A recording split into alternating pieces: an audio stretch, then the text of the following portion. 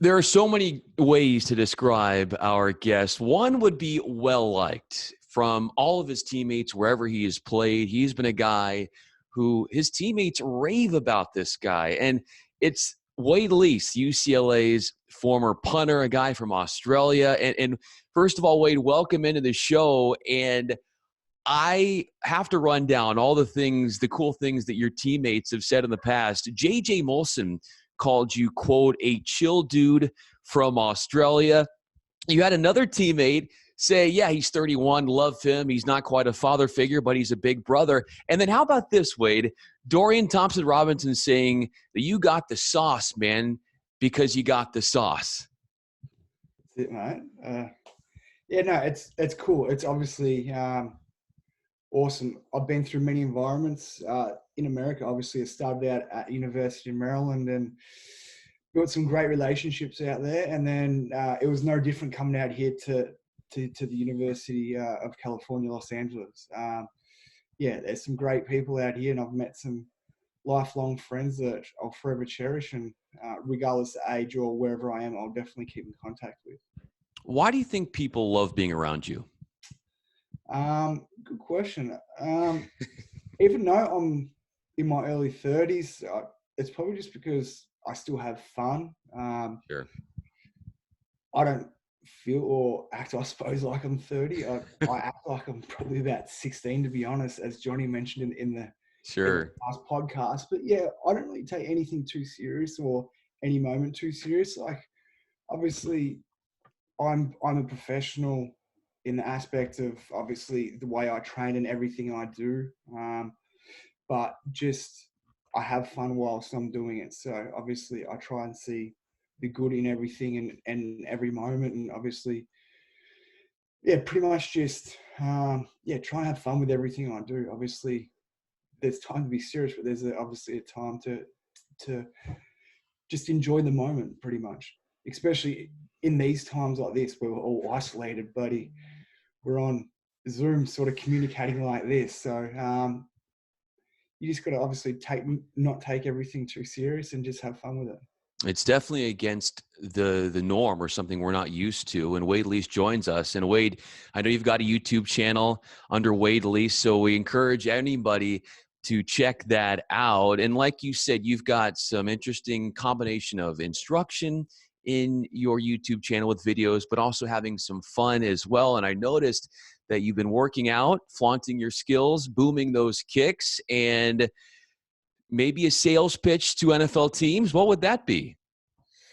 I don't know. You sort of put me on the spot here. I suppose it would more or less just be what you see is what you get. Pretty much straight down the line guy. Obviously, I think I've had a pretty good track record everywhere I've gone. So pretty hardworking, and yeah, obviously I've had a lot of experience. So obviously not one to shirk away from a big moment in a game. Let's go back to how you got to where you are today. Obviously, you started out thinking that Australian rules football, that was going to be the career for you. And as a teenager, it didn't work out yet at that point due to unforeseen circumstances. How are you able to get through those times? And I know it's something that you've been open about. Yeah, for sure. So it was pretty tough, mate. So obviously I invested so much time into that, and then I got to sort of crossroads there, and yeah, I just didn't know what to do. Obviously, you spend your whole life training with something, and then you sort of gets to a point where he's like, it's not going to work out. And I just remember my mum just saying to me, it's for the better good, like something good's going to come of this. And at the time I thought, well, what possibly good can come of this? And then my wife now and I, back at the time, we went and traveled through Europe for about 3 months. And then on the back end of that, come through America. And that was where I saw a good friend of mine, Cameron Johnston, who's now the punter at the Philadelphia Eagles. He was playing at Ohio State on ESPN. And I was just like, sort of shocked. I was sitting in my apartment room and I was like, man, how did you do that? That looks cool. It's Ohio State, Penn State, 110,000 or whatever it is. And I was like, he's just kicking a ball. how easy could that be? So just reached out to him, and yeah, that sure enough, Mum was right. That trip certainly changed my life, and I wouldn't have gone in this direction if I didn't come across him playing in America. UCLA punter Wade Lease is with us. You can find him on Twitter at @WadeLease_. You spoke about your mom. She has had back issues. And what sacrifices were you willing to make to support her during, earlier in your life? Yeah, for sure. So I dropped out of high school. I can't remember now. It's a while now. I'm old. But You're not that old, Wade. I think I was about 16 or 17. I was in Okay. probably year 11 or year 12.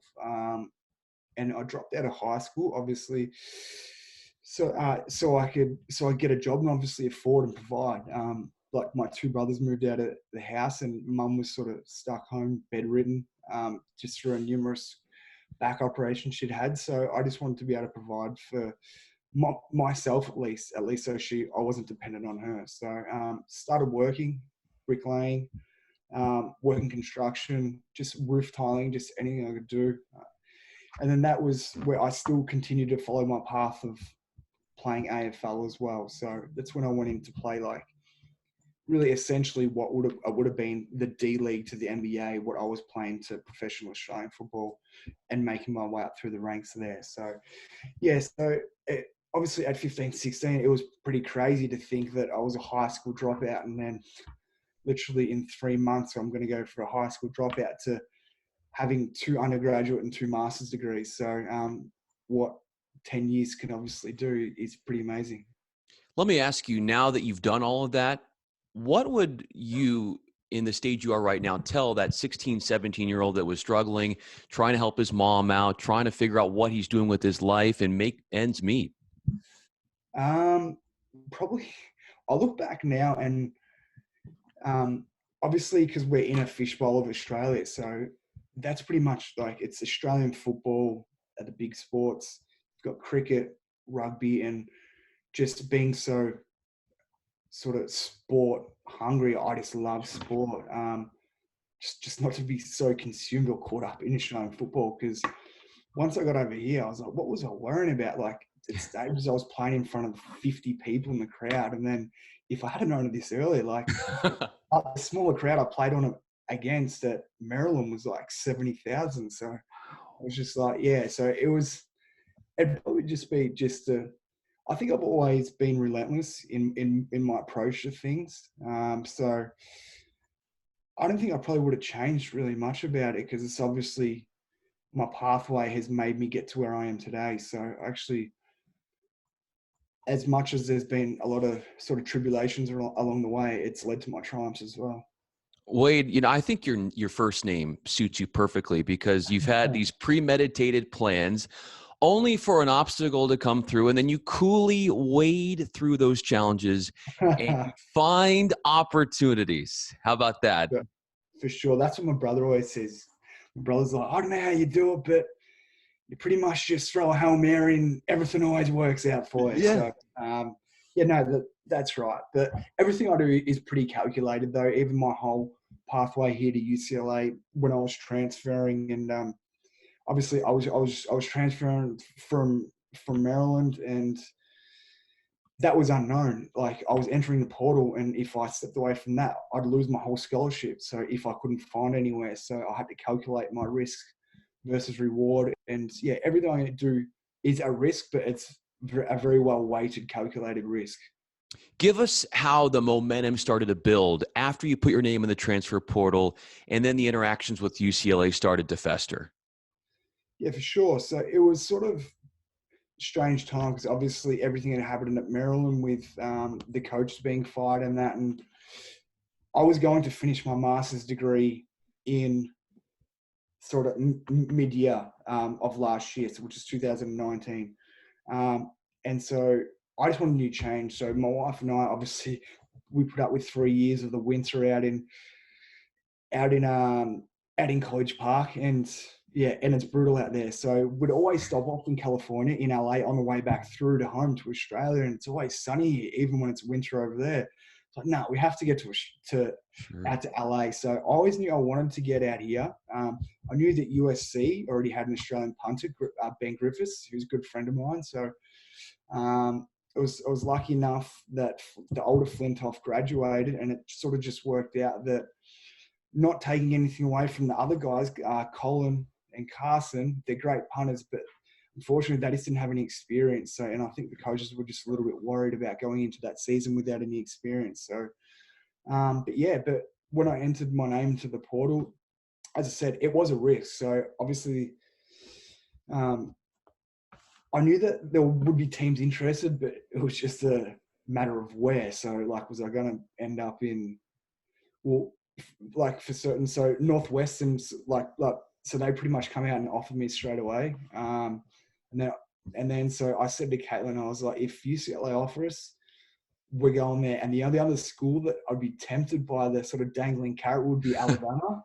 Ooh. And so ended up talking to Coach Sage and that, and then so that was all go. And then out of nowhere, I got this message from Jeff Banks, a special teams coach at Alabama, and he's like, "Oh, have you committed anywhere?" And then so that sort of went on for about 3 or 4 months, a bit of a back and forward, and they were really interested. And then Coach Saban already had a kid there on scholarship, but he didn't want to give or have 2 punters on scholarships, which I can totally understand.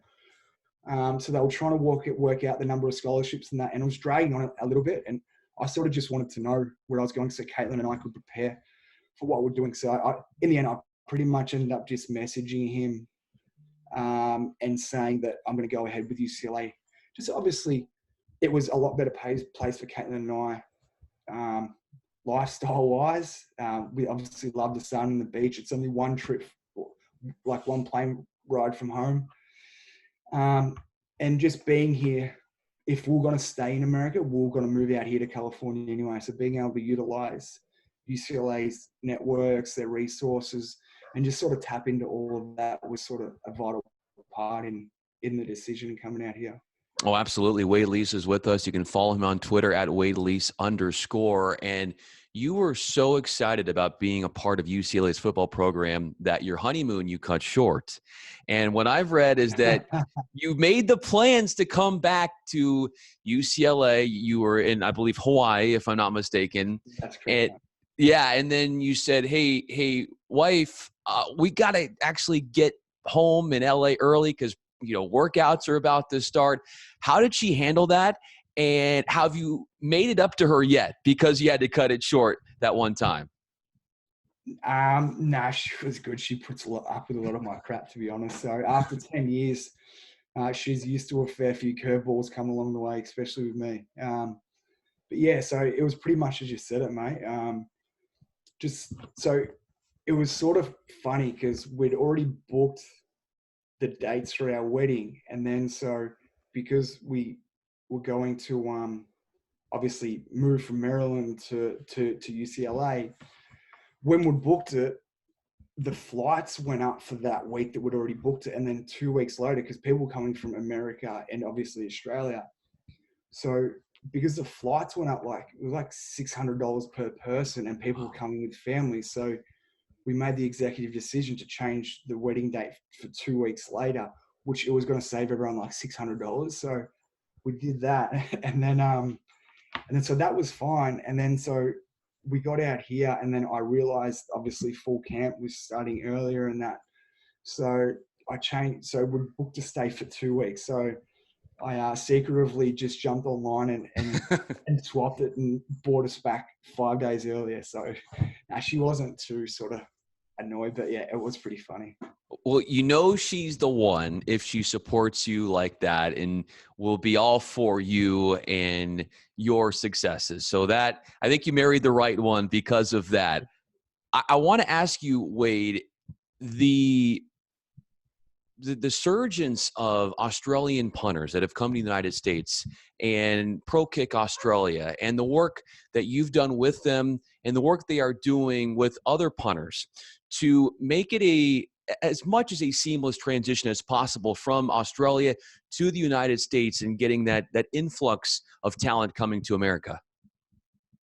Yeah, for sure. Yeah, there's a lot, isn't there? Especially in the NFL. Australians are a bit of a commodity at the moment. Got Mitch Wishnowsky at the 49ers, got drafted last year. And then Michael Dixon was a Pro Bowl in his first year. Cam Johnson, as I mentioned before, who sort of set the pathway for me in coming over here. Jordan Berry at the Steelers. There's many, and then hopefully a few more, including myself this year. So, That's right.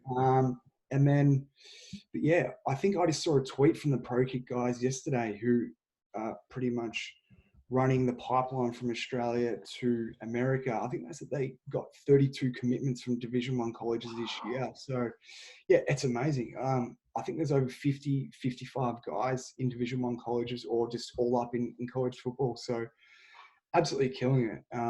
It's just probably because of the skill set and sort of the maturity that of the age that when we're coming over, sort of college coaches don't have to sort of worry about an 18-year-old kid. Not saying that we don't go out and drink and have fun, but like just not having to worry about are they going to be there for their classes? Are they going to have to do this? Are they going to have to baby them? So just sort of that mentality, which makes it easier for them to bring over an Australian guy who's in particular older. But obviously, we know online that what's his name, Thomas Moore said the punter wasn't too happy about the older Australians coming over like myself. But what do you do? But I mean, you have dibs on it just like anybody else. I mean, if you're good enough, you deserve as much of a right as anybody. And how that place operates, it's also, would you also have academic studies part of this while working on your punting? How did that work as far as pro kick? For me, myself, yeah. So because obviously, as I mentioned to you, so like I didn't even have a high school degree. So I had to go back. It was pretty crazy. All my stars pretty much had to align. As my brother says, just throw the Hail Mary and it just seems to work out. I applied for 6 universities, and obviously over here, I'm not sure if it's the same, but if you haven't done a high school degree, to get into a university is rare. So I applied for 6 universities back home in Australia.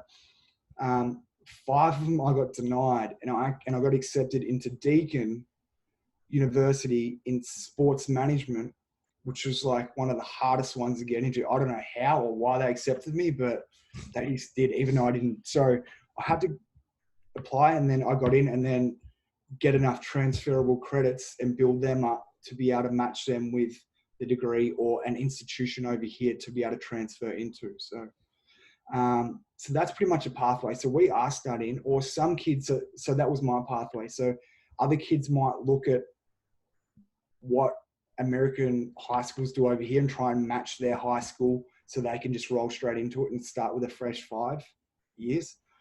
And then, yeah, there's just so many different pathways. Obviously, those guys work with the NCAA to figure out the best way for each certain kid. Wade Lease is with us, former UCLA punter. Obviously, you're from Australia, and you know they've had some tough times with the bushfire and how that's desecrated a lot of the area. And you have seen firsthand what has happened, the damage and the upheaval that has taken place. What did you see? I was back home over. It was over New Year's Eve. So I was pretty much sort of housebound sort of to my area, but the smoke was pretty bad. Like it filled up your lungs for sure. And that was from near the city from where I was living. So it was across the whole state, or like predominantly all the country. But yeah, so I didn't really get to see much, experience much personally, like in person, but it was all over the news. Obviously, just animals on just dying on fire, like people's houses being burnt. It was pretty devastating, to be honest. And then up in New South Wales, probably 2 months later, there was floods that flooded the whole state. So Australia was just going through an apocalypse at the time. So I'm not sure really what hit it, but luckily enough, this COVID-19 hasn't really hit there too badly. So, which is good. They're sort of catching a break of that at the moment. I think there's only 5,000 cases. So at least, they've sort of caught a break with that. Good to hear. Hopefully that stays. And I want to shift right back to football for a couple more questions as we wrap up here with Wade Lease. Where do you see the future of punting going? Because your style is different than maybe what was the norm in the NFL in the past. Yeah, good question. It's sort of unknown, to be honest. Obviously, in NFL, they're sort of trending towards a new style. As I spoke about Mitch Wishnowsky before, the former Utah Ute, he got drafted last year to the 49ers, but he's a fantastic punter. He's got a huge leg, very talented guy. He can hit as big as ball as any of them. He can hit a over 5-4 second ball. But I've watched a lot of his punts, and San Francisco just get him to stand in the pocket like a professional style punt and just hit an end over punt just because his leg's that big. So, and then you guys see American guys like Pat O'Donnell, who plays at Chicago. He also does the same. So I think the trend towards the style is still going to be there, but that end over punt is a lot more accurate. So I think if players have the leg for it, teams are going to let their punters just hit that end over, but more accurate sort of punt. Envision yourself now trying to make an NFL team and getting that invite. What would that experience feel like for you? I'd be amazing. Obviously, spending 4 years here in America, just working towards all those degrees, but obviously to get an opportunity and a chance to compete. So, and then not just that, it's obviously all that time before trying to play a professional sport and then almost getting there and then having that taken away. So it'd just be a long life dream, pretty much, being able to have that financial income to be able to support my mother as well and sort of my family. It'd mean a lot, obviously, just to be able to do stuff and just live out a childhood dream. And then, yeah, as I mentioned, just being able to provide for my family. So, for sure. We're all rooting for you, Wade. Last question for you here. And as you think about your time in UCLA, and we certainly wish you were here longer as a Bruin. Yeah, I know, right? What is a funny moment that you shared with your teammates that you're comfortable talking about that you 20, 30 years from now will be laughing with the guys and saying, that was a great time? I don't know, to be honest. It's a good question. If you were like, was there something, a fun thing that happened on the practice field or before a game or in the locker room or something where the guys were giggling and it was all fun? Or did somebody ever play like a prank on you as a joke, like when you first got to UCLA? Anything like that? I'm trying to think now. You should have asked me earlier so I could have at least thought of something. We could do this again down the road after we can check in with you again. That'll be a tease. Yeah, all right. We'll do that for sure again, 100%. Okay. So that is why we're going to have another interview with Wade Lease coming up.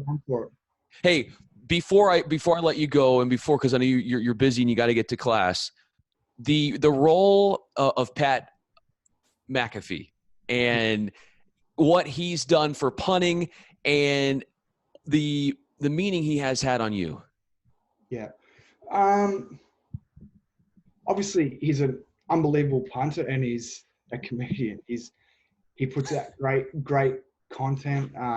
He's awesome to watch. He's engaging. But